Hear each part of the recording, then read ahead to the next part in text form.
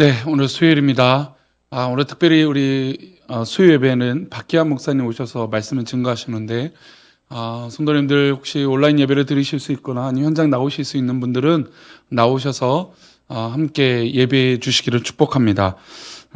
잠시 기도하겠습니다. 하나님, 오늘도 주님의 이름으로 승리하며 살아가는 우리 모두가 되게 도와주옵소서. 우리를 지키시고 인도하실 것을 믿사오며 거룩하신 예수 그리스도 이름으로 기도합니다.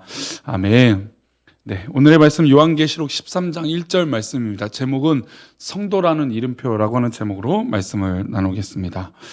함께 읽겠습니다.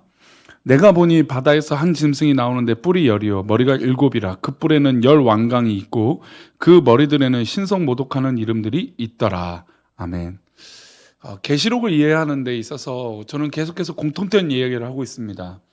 계시록이라고 하는 것이 무서움이 있는데 심판이라는 것이죠. 그러나 믿음의 성도들에게는 돌이킬 수 있는 기회요, 또 사단 권세가 득세하는 것이지만 결국 그 기한이 있다라는 겁니다. 이게 굉장히 중요해요.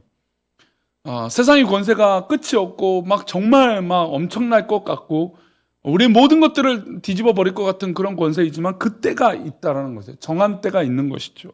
그리고 하나님의 놀라운 은혜요, 주님 다시 오실 그때가 되면 완벽한 새하늘과 새 땅이 우리 가운데 이루어지니까 우리는 오히려 그것이 절망과 괴로움이 아니고 소망이요 능력이 되는 것입니다. 우리가 어쨌든 작년에도 사실 이해 말씀을 드렸지만 우리가 계시록을 이해할 때 합동 측이 고민하고 있는, 또 우리가 믿고 있는, 물론 최근에는 이제 더 많이 믿고 더 이제 이 계시록을 이해하는데 주류라고 할 수 있는 것이 두 가지가 있는데, 역사적 전천년설이에요. 그리고 무천년설을 우리 합동 측은 굉장히 고민하고 받아들이고 있습니다. 이 두 가지예요.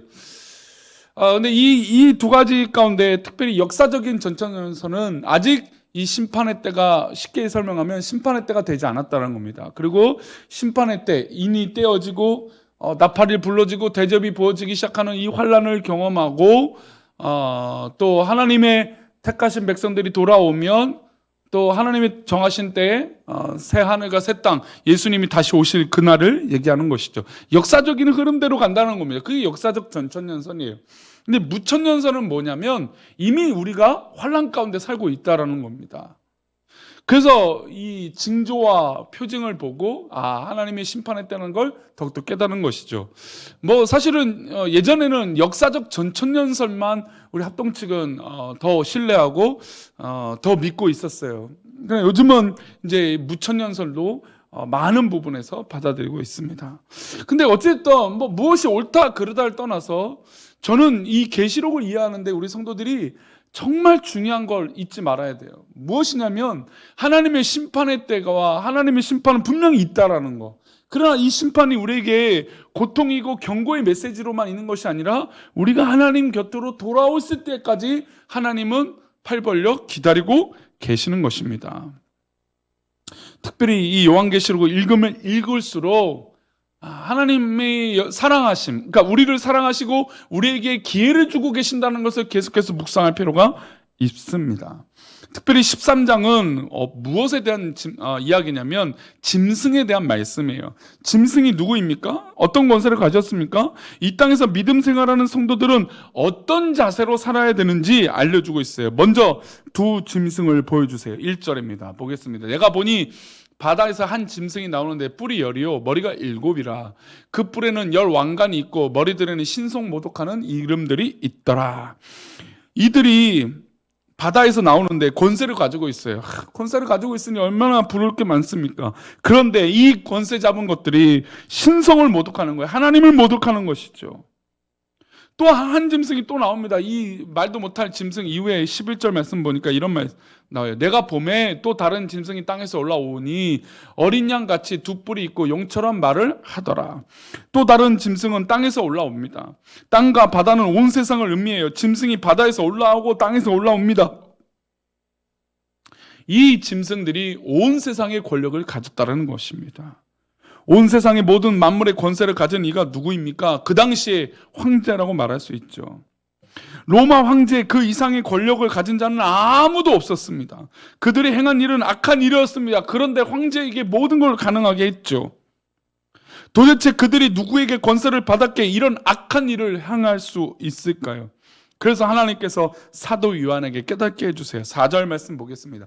용이 짐승에게 권세를 주므로 용에게 경배하며 짐승에게 경배하여 이르되 누가 이 짐승과 같으랴 누가 능히 이와 같이 이와 더불어 싸우리요 하더라.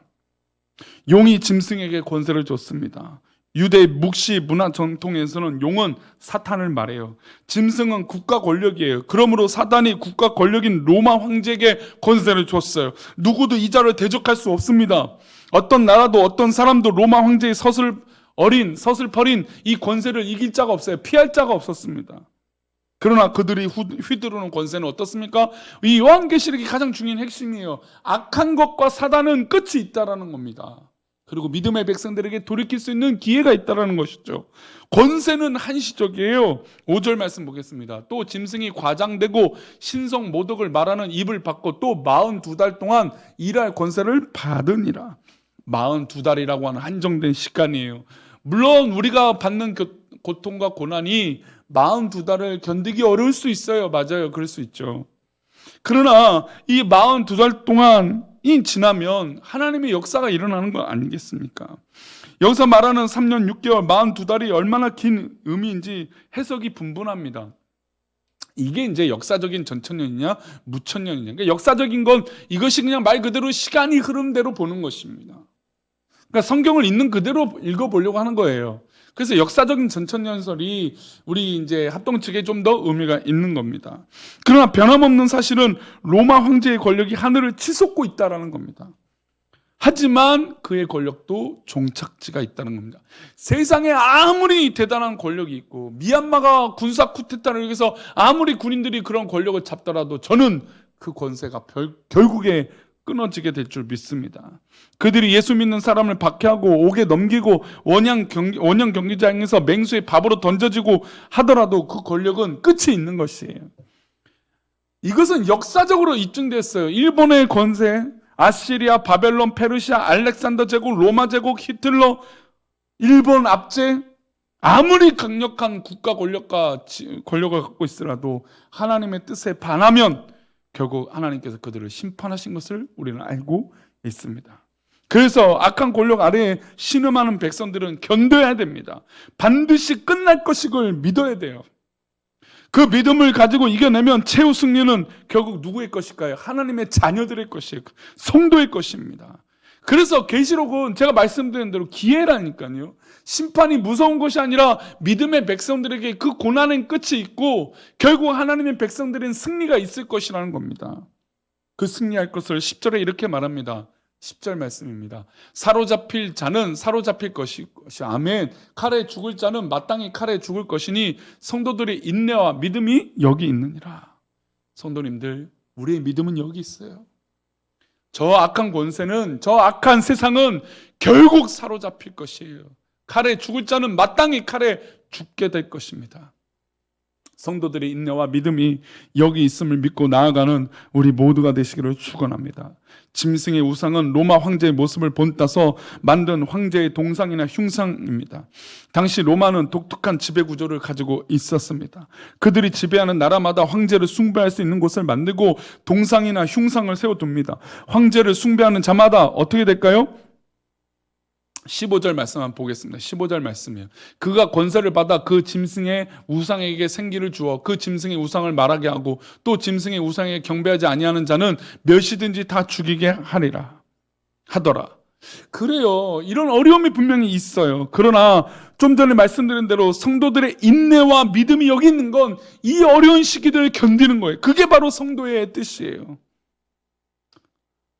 황제 숭배는 하나님의 백성들, 예수 믿는 사람들에게 심각한 도전이고 문제가 돼요. 일제 압제 때 그렇지 않습니까? 신사 앞에 엎드려 절하라. 로마 황제는 황제 숭배를 하지 않는 자들을 압제합니다. 그리고 그들에게 불이익을 줘요. 16절과 17절입니다. 그가 모든 자, 곧 작은 자나 큰 자나 부자나 가난한 자나 자유인이나 종들에게 그 오른손이나 이마의 표를 받게 하고 누구든지 이 표를 가진 자 외에는 매매를 못하게 하니 이 표는 곧 짐승의 이름이라 그 이름의 수라. 정말 요즘 세대 같지 않아요? 이 표를 가진 자 외에는 매매를 못한다. 믿음의 백성들은 오히려 어떻게 보면 더 큰 환난과 핍박을 받는 게 당연합니다. 우리는 짐승의 표라는 말을 많이 들어왔습니다. 황제 숭배를 한 자의 이마나 오른손에 도장을 찍어줍니다. 이것이 짐승의 표라는 것이죠. 황제 숭배를 한 자에겐 표를 주고 표를 받은 자는 매매를 할 수 있는 것이에요. 정상적인 공동체 생활과 사회생활을 가능하게 해주겠다라고 하는 침에 입에 발린 거짓말이에요. 실제로 상인들은 조합인 길드가 있었는데 짐승의 표를 받지 않는 자는 상인 조합에 가입하지 못했습니다. 장사도 할 수 없었고 먹고 살 수가 없게 만들어버린 것이죠. 그래서 이런 식으로 예수 믿는 사람들을 압제하고 그들의 숨통을 조인 게 바로 이 표를 666이라고 말하는 것이에요. 18절입니다. 18절 말씀 보겠습니다. 지혜가 여기 있으니 총명한 자는 그 짐승의 수를 세어보라. 그것은 사람의 수니 그의 수는 666이니라. 우리는 666에 대해서 여러 가지 해석과 견해가 있습니다.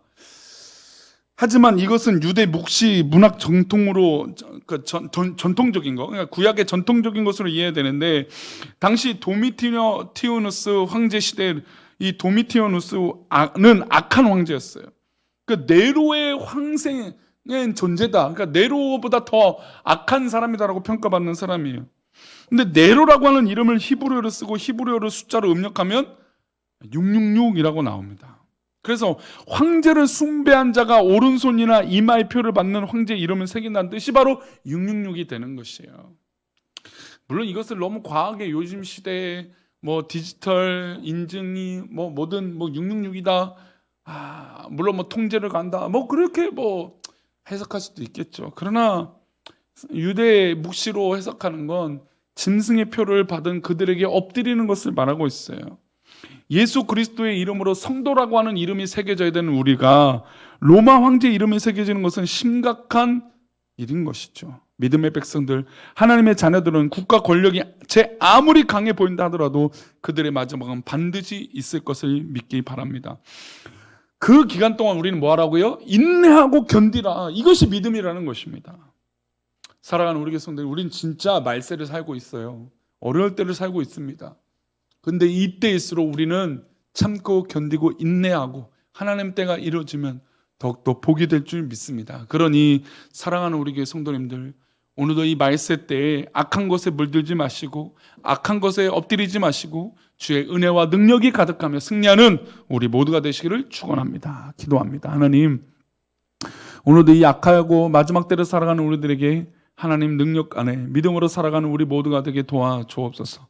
우리를 지키시고 인도하여 주셔서 이 마지막 때에 인내로 살아갈 때 오히려 축복이요 빛이 될 것을 믿고 감사하며, 오히려 이 심판의 때가 우리에게 괴로움이 아니라 소망이 되는 놀라운 은혜의 성도라고 하는 이름표가 든든해질 수 있도록 복을 내려 주옵소서. 지켜주실 것을 믿사오며 거룩하신 예수 그리스도 이름으로 기도 올리옵나이다. 아멘.